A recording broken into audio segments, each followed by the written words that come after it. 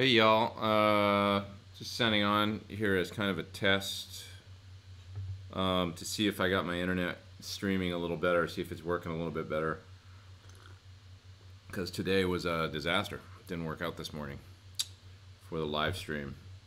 It seems like I've got pretty fast upload speeds going now and stuff, so I just thought I'd sign on for a few minutes. Maybe just say hi and hang out with you guys for a few minutes and stuff, and this is just going to be a short one today, but I think I got the problem solved. I'm not 100% sure. I don't know. I'm a bit of a technical knucklehead when it comes to internet streaming, I guess. But anyway, see if anybody shows up and lets me know how the stream health is and stuff like that. See if it's working okay now. Because it's a bummer when you know, you want it to just be consistent and good, and then it's not. I have no idea what was going on this morning. Maybe just something weird in my area with the net or something. Who knows? Seems like it's really solid right now. At about 2,700K per second, and it seems like it's really consistent and not going up and down. There's a few of you. Yeah, so I'm going to hang here for a few minutes and just do a short live stream, and then I'll have something that can be uploaded for this week anyway, because I took the other one down. It was a mess. And Simon Williams is in the UK and says hello and good night. Diana says, working on your RJM demo song. That's cool. I remember that tune from way back when. And what's going on, folks? Venezuela. Wow, a few folks online. Cool. What do you guys got going on your Sunday? It's a nice day in LA, I'll tell you that. Awesome. I took off for a bit and went outside and was mad that didn't work this morning. So it seems like it's good now. Must just be an anomaly. Sometimes things are out of your hands.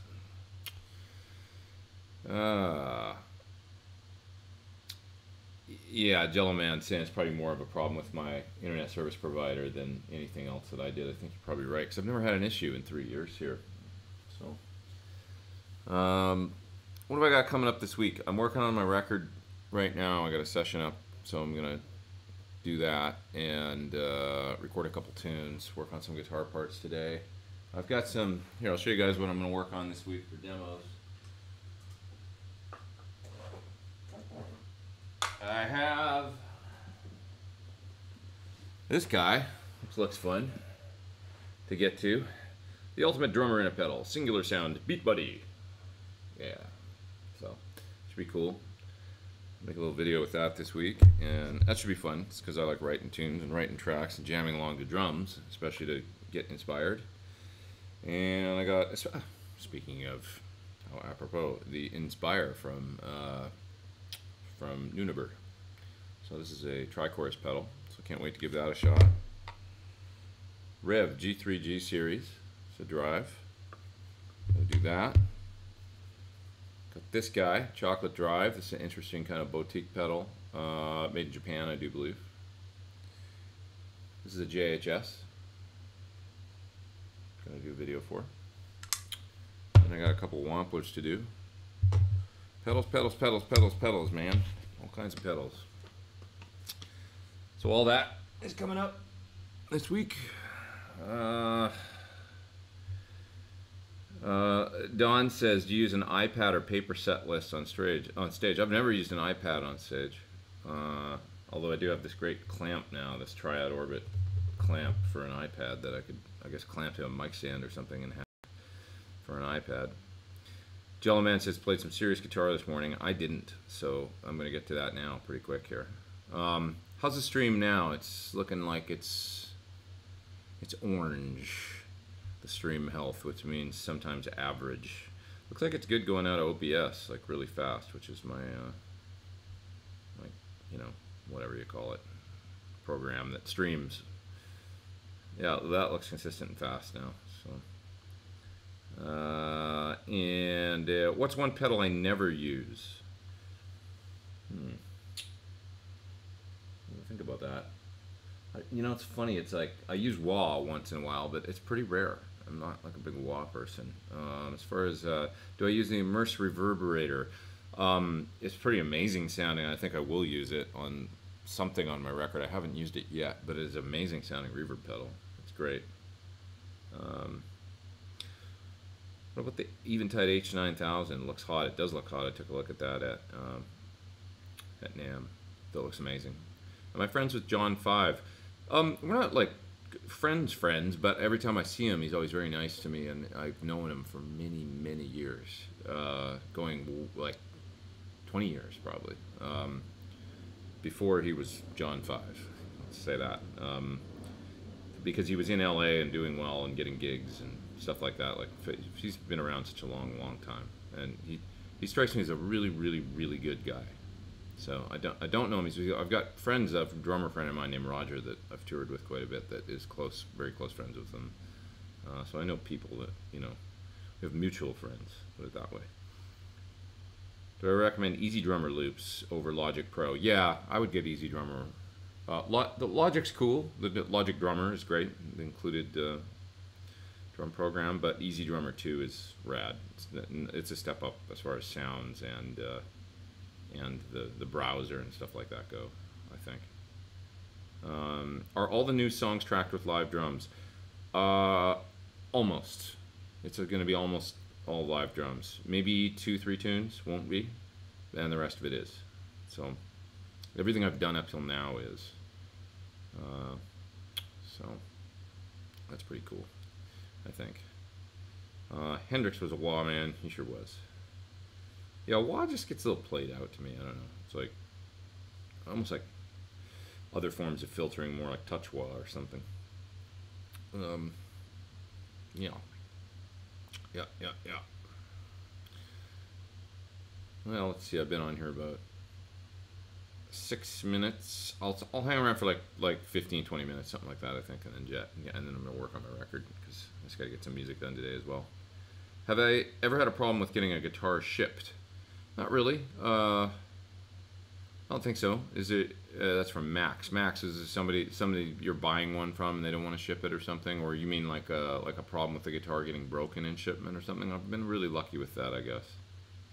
Never really had an issue.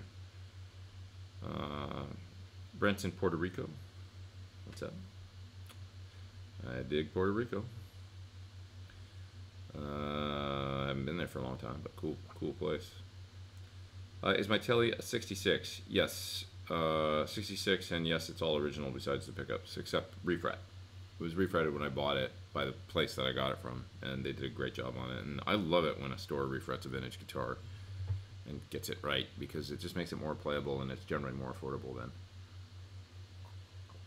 I mean, I probably want to. I don't think I'd want a guitar with original frets from the 50s or 60s. It's not going to be good. It's going to, you know, if it's been played at all, they're going to be used up. So, let's see here. Some folks talking about third time's a charm. Yeah, exactly. I signed on twice today. Do I play much acoustic guitar? I do in the course of my work. I don't tend to pick it up a hell of a lot at home. It's funny. I generally play electric guitar at home. At least in recent times. But, you know, on gigs I play it quite a bit. Like in Japan, my current touring gig, I played quite a bit. Played quite a bit with Chris Cornell. And a little bit with Melissa. Nix has just picked up a 67 maple cap. That's a cool guitar. 67's last year lacquer, of course, for Fender guitars. So that's a pretty cool guitar you have there, I bet. I wonder if it's a kind of similar color to mine. Sort of blonde off, whatever it's called. It's not really blonde, is it? But it's, what's that color called? You know, off-white. What do I think is the most versatile guitar or type of guitar? The Pete Thorn signature model from Sur Guitars. No, it's really actually pretty damn. That's the one that comes to mind as my most versatile guitar. Most people that check out my guitar generally, like Tor was mentioning it from TC, said that is, you get a lot of sounds out of that guitar, and I was like, yeah, it's true. So we designed it to do. You know, out of a 2 humbucker guitar, it gets a lot of, you know, single coil type tones if you want. Brian Baker's getting a new rig for a funk band. Cerbella and assorted pedals. What will be missing if I don't get a 3-channel rig like the PT100? Nothing. I mean, a Bella is a great clean platform. You get some great pedals. You can get all kinds of different tones, you know, for sure. What will be missing? I mean, I still think that you can get really, really close to the tone of a good dirty amp with pedals, but it's never going to be, it's just never quite as, you know, the amp distortion just sounds more real to me. It's just more dynamic, and tubes and 250 volts or 300 volts on the tubes, and it's just a different sound, you know, amp distortion and pedal distortion, although pedals get pretty close these days to the overall sort of tone and feel.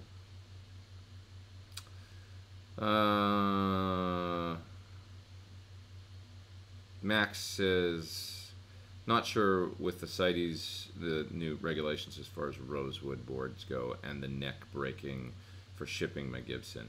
Well, just you kind of have to make sure that the neck is not the problem when I find with headstock brakes on Gibsons is if there's any tension on the neck, so you want to tune the strings down for sure, and you don't want the headstock or whatever's kind of the headstock angles back, right? And sometimes if they bounce, like if you drop a Gibson hard in the case, sometimes they can bounce and the headstock can actually hit the end of the case, if that makes sense. So it's going down, and you know, it'll do one of those like on the underside of the case, and that's when they break, I think.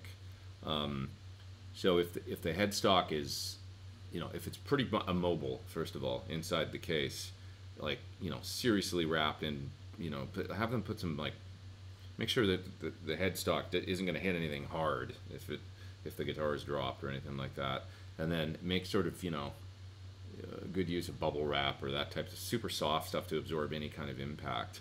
And yeah, the main thing is that don't leave the tension on the neck, I would say, on a Gibson in particular. I don't really worry about other guitars, but on Gibsons, it's just all that tension pulling one way, and then any kind of that on the back of the headstock that's what cracks them. I broke a headstock once in the case on a guitar, and the case was sitting up on the sidewalk, like so on its end if you set it down with a handle, and then the guitar got knocked over, boom, onto the sidewalk like that, went over flat in the case, and so the neck just bounced, I guess, and it was an old case, and the headstock just snapped right off the guitar. So yeah, how often do you need a fret grind and polish on my number 1 guitar? Well, the number 1s are really the Surs these days, and they have stainless steel, so I'm finding that they never, you know, the stainless steel lasts like forever.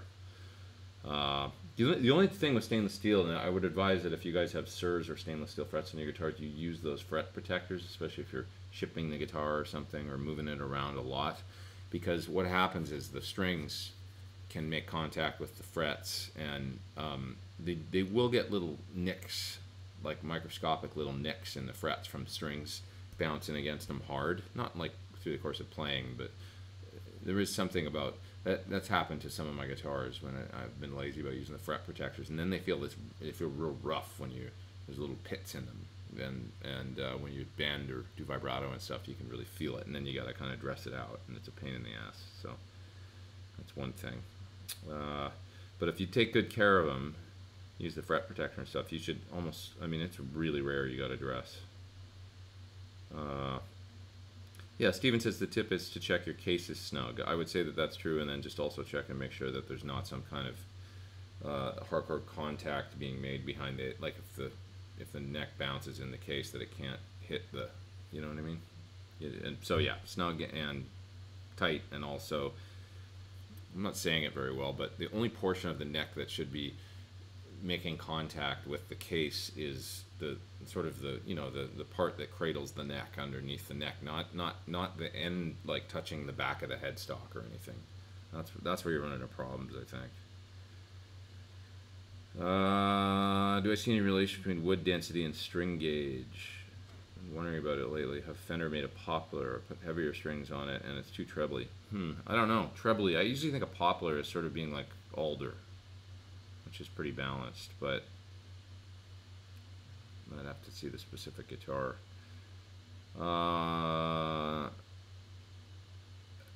Lee is talking about what would I prefer a UA aux or 2-notes torpedo live in an apartment. Need a load box for my 100-watt heads to keep the neighbors happy. I'm using the aux right now. Torpedo makes a great product too. Or 2-notes makes a great product in the torpedo stuff. You know, they're really good. I'm enjoying the aux at the moment, but I've used torpedoes quite a bit live. Torpedo live. You know, it's rack mountable. I've mounted 2 of them in a rack, so I've used both to great success. Kind of hard to go wrong. Both are really similar as load boxes, I would say, as far as the quality of the load goes. Yeah. I just have 137 people online, which is as many as I had earlier today before it started screwing up.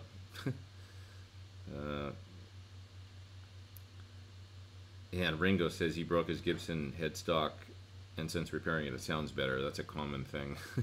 People think that, I think. My Gibson, actually, I broke the neck on my 335 at one point, and then it had never been quite right because it had had a previous headstock break, so it's broke it twice. And it's so, let's hope it doesn't happen again, because that'll probably be it for that guitar. But it was better after I fixed it the second time, because I had the nut really fine-tuned, you know, the relation of the nut to the first fret and stuff, and so it intonated better than ever. So that sounded better. That was cool.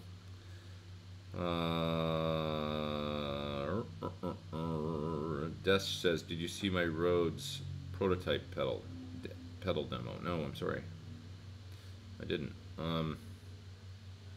Yeah, you can put your own sponge in the case for extra support.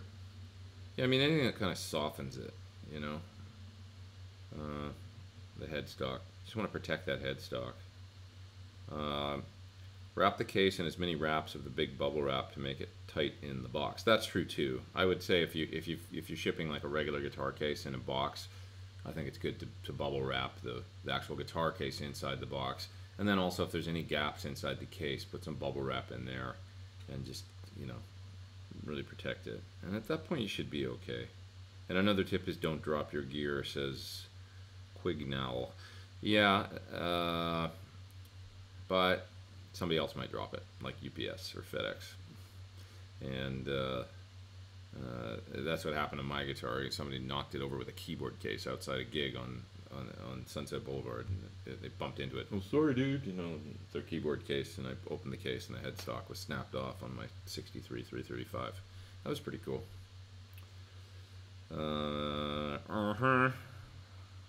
So, let's see. Deer Creek says got some new video editing software since you spoke with me this morning, and it's so much better. Yeah, we were talking about how to sync multiple camera angles and multiple parts, and I use Final Cut Pro. I'm not sure what you're using, Deer Creek, but yeah, that's good. Yeah, automatic syncing with kind of Final Cut Pro and stuff makes things so much easier than using iMovie or something, and you got to kind of manually line up audio. At least you did back when I used iMovie. I'm not sure if you can sync multiple angles now using iMovie or not. But Chris says, is Tim Pierce going to GitCon with you this year? The short answer is yes, I think so. As far as I know. Which I would be excited about. I hope that works out. And let's see here. And Christopher says, I want a really expensive Gibson Les Paul custom shop from an online guitar shop. I know it will be awesome. Do I think it's a good idea to pay more than $7 grand for a new Gibson Les Paul? I'm just going to close those shades here because I'm getting a lot of sun. It's a little bit bright and hot. So you're saying more than $7 grand. Well, I mean, I've paid a lot for guitars when I really felt like, but the only drag, I mean, it's an online guitar shop, you can always return it, right? If you don't like it, because that's a lot of money to pay for a guitar you've never played. That's the only thing. But as long as you can send it back, it's not a problem, you know. I would say if it looks cool to you and they've got a good return policy, at least 30-day approval or something, or 24-hour approval or 48-hour approval or something. I guess that's good enough. You can play it, make sure it's for you. Just make sure that you know you have that option. Let's see. Cakewalk, now by BandLab, is being offered free. Cakewalk is music software, right? It's a DAW, right? I've never used it, but because I think it's like PC software. Thoughts? Well, worth trying if it's free. Thinking of buying a Bogner. What do I suggest? The Ecstasy or Uberschall? I mean, the Ecstasy is kind of the closest thing that Bogner makes to my PT100 style head. It's probably a little bit more an all-rounder. And the Uberschall is a little more metal, I guess. So it just depends on the style of music you play.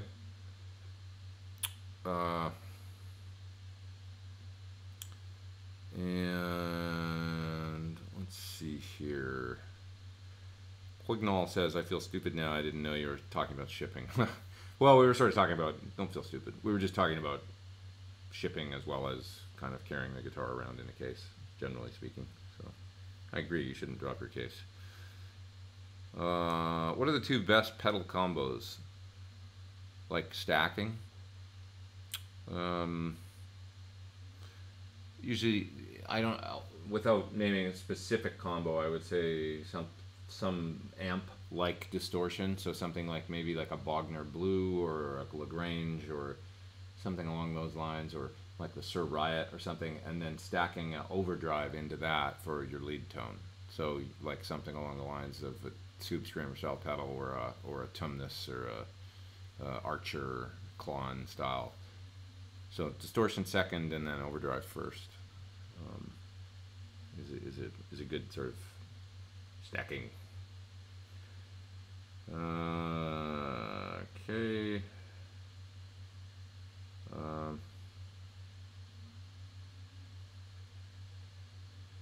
Just looking down here. Oh, the load part, Phil says. The load in the aux and the two notes, I would say, is really, really, really close. Like, both on par with one another. Yeah. In my opinion. So, if that's all you're worried about, I think both are really similar. The two notes does give you, or sorry, the aux does give you the option of 4/8 or 16 ohm, which is kind of an advantage. But it's also more money, right?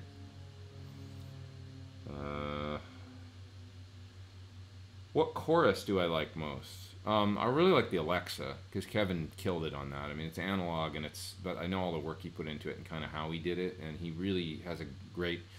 A lot of times, the problem with chorus pedals is the lack of headroom in an analog chorus. I find you turn it on, you get distortion a lot. That drives me crazy. And you hear it especially if you do use IRs a lot, like I do, in real clinical kind of setting. I really like the Alexa. That Corona chorus sounded great, though. I just spent some time working with that this week, the TC. It sounded really good. This one's really nice. I did a demo of this guy a little while ago on my channel, Polaris. There's some good ones out now. Like, there's a lot of good chorus pedals. This one I really dug, though. This is, I believe, based on the small clone, I think. So it's a little different. A lot of people seem to go for the CE1 thing when they make a chorus, and this is different. Now I've also got this guy to do a video of this week. This is the Inspire. This is a tri-chorus and a pedal, and typically Nunabur pedals sound amazing, so I'm sure this is going to sound really, really good. So I'll look forward to trying this week, coming up with some kind of chorusy thing. But kind of hard to go wrong, you know, with all the great gear available. Well, we got almost 200 people online now. Been at it for 23 minutes. I guess I'm going a half an hour or something at least today. And then there'll be something to upload from this week at least. Did I ever get into jazz guitar? Not really.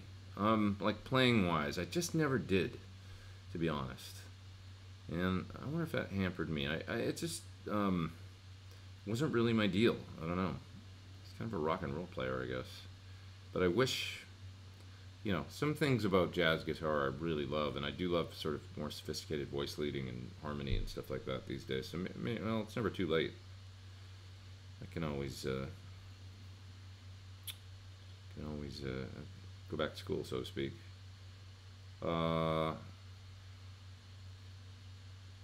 Okay.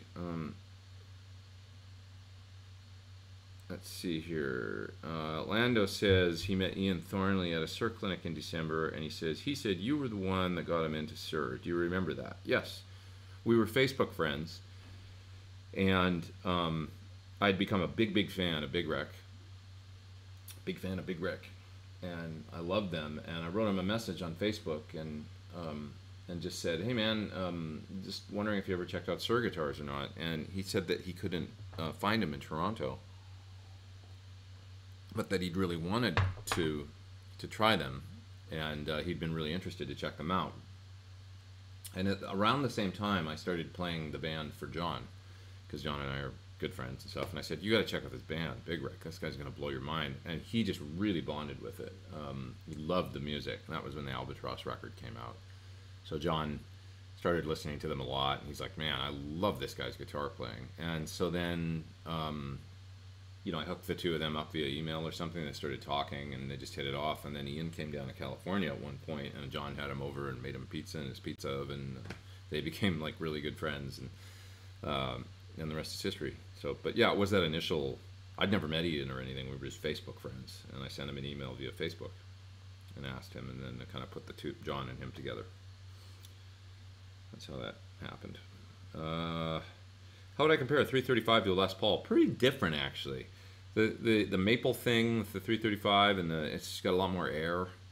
They have this honk and air to them that just, you can hear it in the videos where I use mine. And there's a few, I mean, a great one. Go check out like the video I did where I play Marshall amps. It's amps in the zone with the three Marshall style amps, the SL68, and then the two actual Marshalls.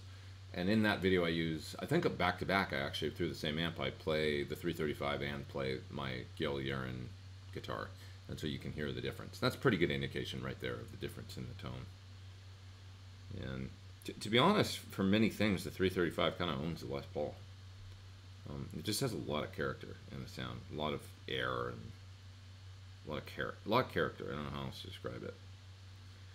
Thoughts on in the room versus recorded guitar sounds? Does the feel of the amp ever translate through a recording, or is it only important for the player's performance? I think it translates in the recording if you use room mics, you know, or any kind of, you get a little bit of early reflection in the sound, and it can, for sure. And room mics are cool, you know. I've been doing that a bit more. Excuse me. Recently. Like, it just takes a little more work to put a mic back in the room and capture the room tone, but it's, you know, especially it's a little tough the way we make music these days using load boxes and stuff. And then also, I mean, Nox has the great room mic sim though, which really is cool. Like, I mean, to get the idea of the simulation of it, if you watch my aux demo that I did where I play the solo on the 335 and the song at the beginning, you know, all the other guitars are, well, the first guitar that comes in has a fair amount of room mixed in, the telly, but then when I go to the 335 solo, you really hear the roomy thing, and it's cool. I mean, it's really cool, and that's the sound. It's a little hard to get, and why I haven't done it more in the past is because it's like, you got to have a cool pair of stereo room mics, and you need to record 4 microphones at a time or whatever, or 3 mics at a time at least. 2 mics if you do it in room and mono, I guess, minimum. But and placing it, and it's work, you know. So and you need the room, and you need to crank it up loud and stuff. So it's kind of a pain in the butt. But Eric says, any tips on growing a gear demo channel on YouTube? I don't know really. It's so crowded now. The scene. I think what you have to do is do something different and do it on a really high level is the key. With YouTube or Instagram or anything, it has to be really good, and you have to be unique about it. And so anything you come up with to do something different, you know, personality is huge. I'll give you an example. The guy, Spectre Studios, you know, Glenn, that guy's got a real personality that no one else has doing those things. And his brutally honest, kind of loud thing that he does, which is funny because actually in person, he's really kind of toned down. I'm not saying it's an act, you know, but he does play it up. He kind of blows his personality up when he's doing videos. And when I met him, I'm like, man, you crack me up like you're holding. He's like, oh, I know. He's like, I'm very actually kind of not really like that. And he was much more like subdued, but he just has this great kind of thing that he turns on in the videos. That's a good example, like that kind of personality and attitude and stuff like that. That really helps for it to, you know, for the channel to kind of pick up steam and go somewhere. And you need Tim and Pete shows on the way. Actually, I floated to Tim doing this. I said, why don't we do a live stream? Because it takes so long to edit our show and stuff and do it with guests, and we've never done a thing where we just take questions and stuff and sit there and do a live stream. So I want to do this with Tim, and pretty soon, because this we can knock out quick. Just get together and do a Tim and Pete show live stream. So I would say that that's going to be the next thing, and it'll be very off the cuff and pretty soon. We do have some other folks that want to do it, but it's really hard to get Tim, myself, and one other person into a room at the same time. It's just, you know, everybody's always got stuff going on and stuff. So Southwood says best chorus for me and why. Well, I was sort of saying, you know, the ones that I use. To be honest, like, I'm on my pedal board, I've got either the Mobius, or I would say that, you know, the Mobius or the H9. So if I need a chorus, I'm probably going to get it out of one of those two. You know, the H9s are in the effect loop and the Mobius is in front. So, and I feel like the Mobius does a great chorus. So, you know, really good as far as I'm concerned. I love that tri-chorus that I have from Full Tone. That thing's awesome. So I would tend to probably use that. I'll probably use that on something on my record because it sounds so good. But then there's a new plugin for UA as well. That's a Ditronics tri-chorus plugin, and that's just so easy. So, and like I was saying, I really like this Polaris too because I like small clones. So I did a video of this a while ago, and this had a really cool tone. Okay, I'm gonna jet pretty quick, guys, because I gotta work on my my album. Gotta get it done. But I just wanted to see if this was working again, and it appears like it's been working pretty good and it's solid. I was stressed out about it because I don't want to get on next week and not have it working next Sunday for the full-on thing. Been a big fan of Friedman for a long time. How was my experience when he did my new pedal board? I love Dave. Dave's like a really good friend of mine, actually, and he's a great guy, and you know he's really knowledgeable, and so he's done my rigs for 20 years. I mean, I can remember what, you know, I've gone through probably like 6 rigs he's built for me, racks, maybe 7 different pedal boards, racks, small pedal boards, big boards, at least 7. I was maybe 8. I've got 2 here right now. I've got the Helix board as well as the you know, and I had a 12-space rack built by him. My first 6-space rack. I had 2 G system pedal boards built by him. 2 incarnations of my last board. I mean, probably it's more like 10 rigs or something. So we've worked a lot together, and he's just great. He's awesome. And not a lot of people know, but I had the second Marsha amp also ever made, which was the precursor to the BE. He had built a prototype, and then I had number 2. So I had that amp for years and used it on a bunch of stuff, and so we go way back.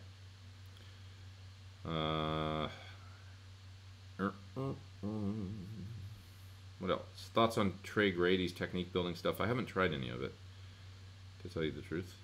I have not. Is the locking bridge you're trying out available to the public? No, not yet, as far as I know.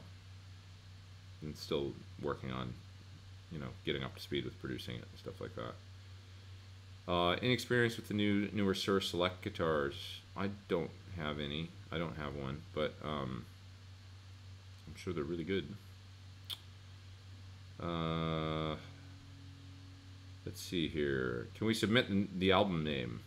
Like, well, I'm just calling it Pete Thorn 2. Somebody suggested it to me, and I was like, yeah, that's cool. Done. Finished. If looking for the CE1 sound, look up the Retrosonic Chorus Ensemble. Yeah, I like Retrosonic stuff. I had one of the choruses. It does darken the sound quite a bit. And maybe the original CE1 did that too. But it was cool. Have I played the PRS Silver Sky? No, not yet. And let's see here. 2 more questions and I'm gonna go.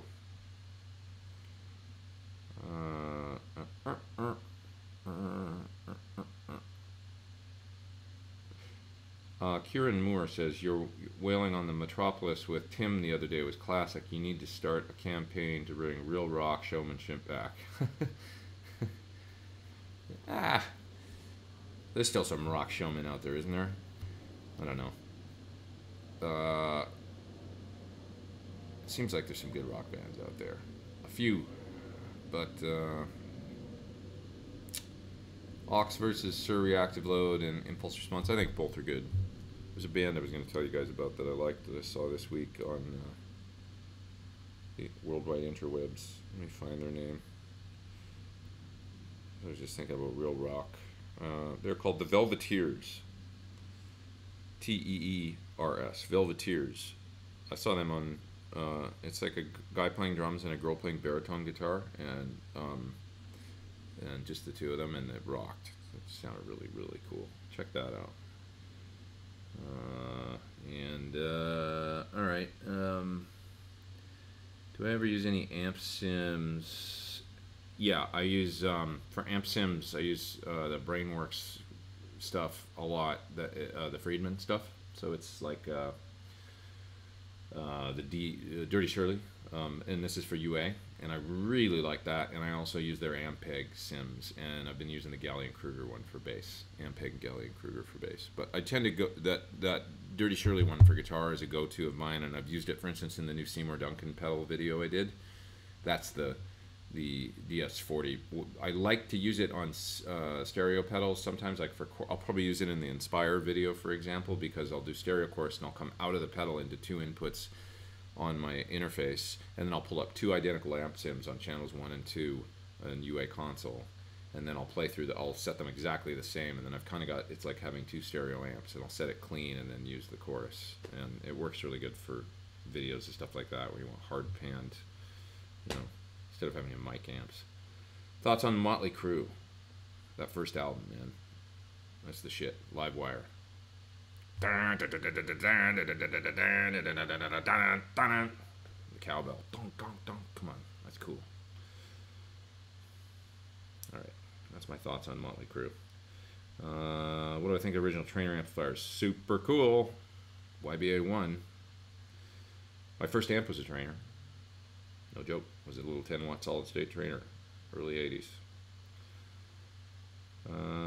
Ever love a guitar but hate the sound and vice versa? Yeah, there's like where you love a guitar, the look, and then go, oh, but it weighs 45 pounds. Or, shit like that. Alright, I gotta go, guys.